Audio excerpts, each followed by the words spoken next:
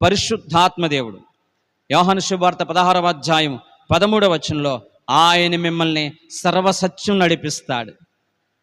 పరిశుద్ధాత్మ చేత మనం నింపబడినప్పుడు, అలాగే అపోస్తుల కార్యాలు 16వ అధ్యాయము 6-9 వరకు మనం చూసినట్లయితే గనక ఆత్మ చేత మనం నడిపించబడాలి.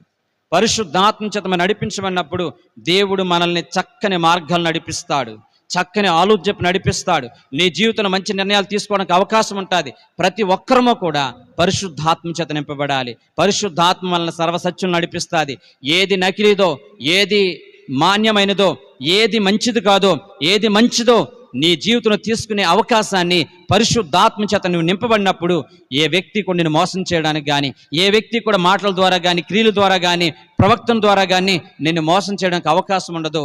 దేవుని ఆత్మ చేత నింపబడిన ప్రతి ఒక్కరూ కూడా, పరిశుద్ధాత్మ చేత నింపబడిన ప్రతి ఒక్కరిని కూడా దేవుడు చక్కని ఆలోచన చెప్పి నడిపిస్తూ ఉంటాడు.